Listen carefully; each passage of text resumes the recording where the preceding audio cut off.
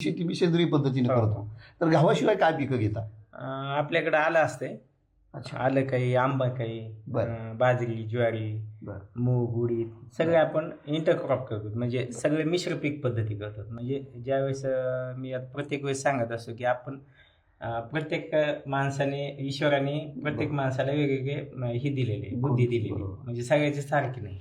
तसं जर सगळे दोन एक मित्र जर एकत्र आले तर आपलं तिसरा एक विचार तयार होते. तसं आपल्या पिकाचं पण त्याच पद्धतीचं प्रत्येक मुळे वेगवेगळे जीवाणू काम करतात. आपण शाळेत पण शिकलो.